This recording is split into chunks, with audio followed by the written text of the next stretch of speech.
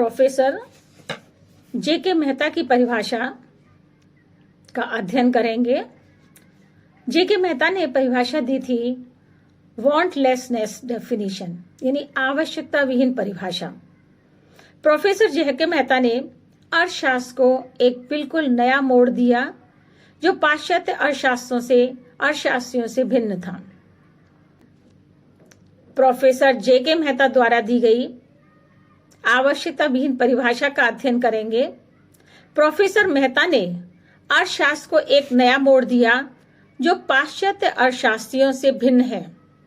इनके विचार भारतीय संस्कृति तथा परंपरा के अनुकूल हैं। इन्होंने आवश्यकताओं को कम से कम करने पर जोर दिया है। प्राचीन काल से ही ऋषियों और मुनियों, महात्माओं ने simple living and high thinking, सादा जीवन और उच्च विचार का आदर्श प्रस्तुत किया है। अर्थशास्त्र का संबंध इच्छाओं की संतुष्टि से नहीं बल्कि इनके अंत करने से है। आवश्यकता विहीन एवं निर्माण स्थिति में पहुंचने के लिए अपनी इच्छाओं को धीरे धीरे करके कम करते चले जाना है। प्रोफेसर मेहता के अनुसार अर्थशास्त्र वे विज्ञान है जो मानवीय आचरण का इच्छा रहित अवस्था में पहुंचने के लिए साधन के रूप में अध्ययन करता है। Economics is science that studies human behaviour as a means to the end of wantlessness. Mahatma Gandhi भी इच्छाओं को कम से कम करके अधिकतम संतुष्टि प्राप्त करने या अधिकतम सुख प्राप्त करने की बात पर ही जोर देते हैं। आपके अनुसार मनुष्य का मस्तिष्क एक व्याकुल चिड़िया की भांति होता है। उसे जितना मिलता है उतना ही वह अधिक इच्छा करती है और फिर भी असंतुष्ट रहती है। The human mind is like a restless bird, the more it gets to more it wants and still remains unsatisfied. Professor Mehta के अनुसार अर्थशास्त्र का संबंध इच्छाओं को संतुष्ट करने से नहीं बल्कि इच्छाओं को खत्म करने से है, जिससे मुक्ति प्राप्त की जा सके। इनके अनुसार वास्तविक सुख को अधिकतम करना ही अर्थशास्त्र का प्रमुख उद्देश्य है। Professor JK. मेहता ने सुख यानी हैप्पीनेस, दुख यानी पेन एंड प्लेजर आनंद, तीन शब्दों का अपनी परिभाषा के अंदर प्रयोग किया है। या तीन चीजों को इन्होंने इस पर जोर डाला है। मार्शल का कहना है कि आवश्यकताओं का जन्म हमें दुख देता है। जब हमारे मन में कोई आवश्यकता उत्पन्न हो जाती है और वो पूरी नहीं होती तो हमारे मन में दुख रहता है। लेकिन जैसे ही वो आवश्यकता पूरी होती है हमें सुख मिलता है, आनंद मिलता है। लेकिन उस इच्छा के पूरी होने के साथ ही दूसरी इच्छा जन्म लेती है जिसके कारण फिर दुख उत्पन्न हो जाता है। यानी कि इस प्रकार सुख और दुख का क्रम चलता रहता है।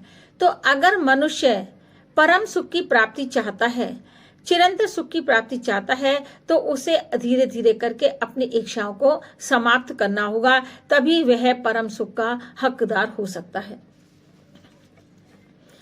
Professor JK. मेहता की परिभाषा की विशेषताएं। Number 1, maximum happiness in wantlessness condition, यदि अधिकतम संतुष्टि हमें अपनी आवश्यकता विहीन अवस्था में पहुंचने के बाद ही मिल सकती है। Number 2, main object to get happiness, संतुष्टि के स्थान पर चिरंतन सुख को मानव जीवन का लक्ष्य मानते हैं। यानी अंतिम सुख मनुष्य का अपने लक्ष्य को प्राप्त करना है और धीरे धीरे करके आवश्यकताओं को कम करना है। आइडियल साइंस, आदर्शवादी विज्ञान, मेहता ने इसको आदर्शवादी विज्ञान माना है। इसे केवल वास्तविक विज्ञान नहीं कहा जा सकता है। इस प्रकार प्रोफेसर मेहता मार्शल के समर्थक और रॉबिन्स के विरोधी लगते हैं। स्टैटिक इकोनॉमिक्स, अर्थशास्त्र का अध्ययन करने के लिए हमें स्थितिक एवं प्रायोगिक दोनों ही स्थितियों का, दोनों ही अर्थशास्त्र का अध्ययन करना आवश्यक है। लेकिन जे.के. मेहता ने अपनी परिभाषा के अंतर्गत, अपने अर्थशास्त्र के अंतर्गत केवल स्थैतिक स्थिति को ही लिया है। Based on psychology, professor Mehta की परिभाषा नैतिकता एवं मनोविज्ञान दोनों पर आधारित है। जबकि रॉबिन्स से लेकर के एडम स्मिथ तक सभी परिभाषाएं भौतिकता पर आधारित हैं। Professor JK. मेहता की परिभाषा की आलोचनाएं। इम्प्रैक्टिकल कंसेप्ट, अव्यवहारिक विचार। प्रोफेसर मेहता की परिभाषा अवास्तविक एवं काल्पनिक मानी जाती है क्योंकि उन्होंने हमारे सामने बहुत ऊंचा आदर्श प्रस्तुत किया है। कोई भी व्यक्ति मेहता द्वारा बताए हुए मार्ग पर नहीं चल सकता है, इसलिए मानव व्यवहार को इतना तर्कपूर्ण और विवेकशील मानना गलत है। Number 2, end of economics existence. Professor Mehta के बताए हुए मार्ग पर अगर चलते हैं, यानी अगर हम अर्थशास्त्र को आवश्यकता रहित अवस्था में पहुंचा देते हैं, तो जब आवश्यकता रहित अवस्था के अंदर हम पहुंच जाएंगे, अर्थशास्त्र पहुंच जाएगा, तो फिर आर्थिक प्रयास कौन करेगा? क्यों कोई नए नए इनोवेशंस करेगा? क्यों किसी चीज का इन्वेंशन करेंगे? क्यों ज्यादा कमाने के लिए मेहनत करेंगे? क्योंकि आर्थिक प्रयास करने की आवश्यकता ही नहीं बचेगी जब हमारी आवश्यकता ही नहीं रहेंगी। इस प्रकार अर्थशास्त्र के अस्तित्व की समाप्ति ही हो जाएगी। Indefinite area of economics. Professor JK. Mehta के अनुसार अर्थशास्त्र का क्षेत्र बहुत अधिक व्यापक हो जाता है क्योंकि इनके अर्थशास्त्र के अंदर धर्मशास्त्र, नीतिशास्त्र और दर्शन शास्त्र सभी शामिल हो जाते हैं। इसलिए अर्थशास्त्र का क्षेत्र तो कम हो गया, लेकिन अर्थशास्त्र का क्षेत्र मतलब अर्थशास्त्र की इंपॉर्टेंस तो कम हो गई और अन्य क्षेत्र बहुत अधिक विस्तृत हो जाते हैं। It is not ideal science but it is also a positive science. कि अर्थशास्त्र केवल आदर्शवादी विज्ञान नहीं है बल्कि ये वास्तविक विज्ञान भी है, जो ये बताता है कि जो चीज जैसी है उसके विषय में बताता है। यानी कोई चीज अच्छी है तो अच्छी बताएगा और गलत है तो गलत बताएगा। यानी किसी भी शास्त्र का यह एक उद्देश्य होना चाहिए कि वो एक सही प्रकार से निर्णय दे सके।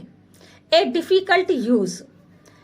जे.के. मेहता की परिभाषा को स्वीकार करना बहुत मुश्किल है क्योंकि अगर हम इनकी परिभाषा को स्वीकार भी कर लें तब भी आवश्यकताओं, ये कहते हैं कि आवश्यकताओं को कम से कम करने पर ही चिरंतन सुख की प्राप्ति हो सकती है, परंतु ऐसा करना एक सामाजिक मर्यादाओं से घिरे हुए व्यक्ति के लिए असंभव है।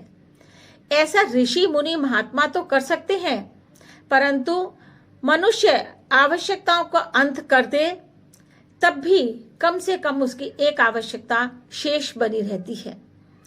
यद्यपि प्रोफेसर मेहता के विचार तर्क संगत हैं परंतु मानने योग्य नहीं हैं क्योंकि यह आदर्श है, अव्यवहारिक है और आर्थिक प्रगति के सिद्धांतों के विपरीत है, या ये कह सकते हैं कि आर्थिक प्रगति में रोड़ा अटकाने वाला है, आर्थिक प्रगति को रोकने में सहायक है।